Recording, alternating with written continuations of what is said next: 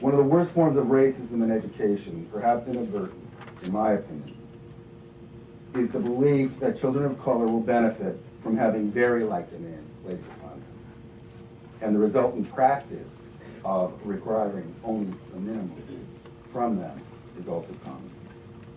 All of us who are gathered here today, I think it is safe to say, are dedicated to the opposite notion. High standards and high expectations are essential to what we do. And we start our students in 5th grade first by naming them what we want them to be. And so we call them scholars, and their classes are organized around the names of colleges and universities. And I know calling them scholars isn't, some sort of rocket science. I know lots of folks do that, but it's so important that when you speak to young people, that you are speaking to them for what you know they are going to be, and not based on assumptions about where they have come from or what they might have been. And so we call them scholars. We name our classes for colleges and universities. Our students in 5th grade are named for local New York City schools, and so they go and visit those campuses, NYU, Hunter, and that kind of thing, Columbia. As our students move through the grades, the names of their colleges reflect a broader geographic range, and so by the time they get to 8th grade, they're, Cal State and all of that, and so in fact we raise the money so that we can send them to visit the schools in California and that kind of thing. Our 8th graders this year, their end-of-year class trip will allow them to visit the Atlanta area and visit colleges, some of the historically black colleges and universities down that way. So again, for us, the idea is that you sort of plant the seed early and often, and you speak to them as if they are who you want them to be.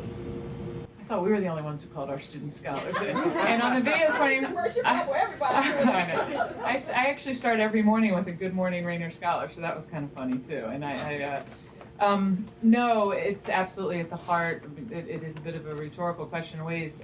It's at the heart of everything we do. I remember on my first visit to prep, I'd been a high school educator for 8 years, and sat in on a day of classes over at the Trinity School and watched 11-year-old young men on a Saturday morning discuss Sophocles. I thought, okay, this is deep.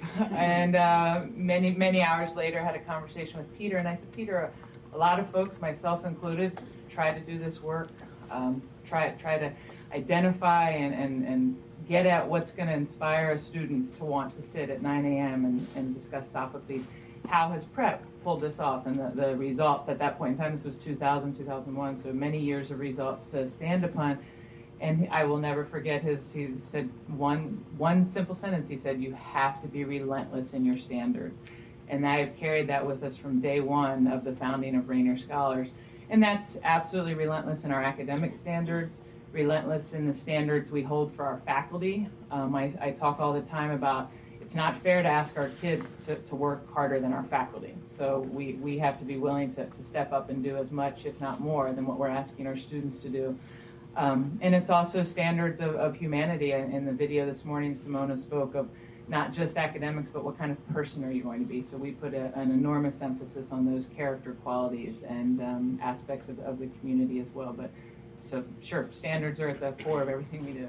I would say that schools in general, there are 12 constituencies that feed into what I would call excellent schools. And the inner rung, no matter what school we're looking at, public, private, where in the country you might be examining, would include students, parents, faculty, and core administration. And there needs to be a kinship and a kindred spirit that's shared. That's where the school mission is lived.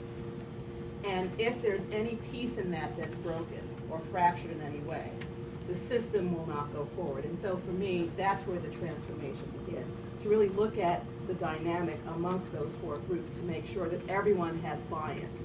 Now, the day-to-day in the classroom, obviously, is the domain of the principal and her teachers, or his teachers.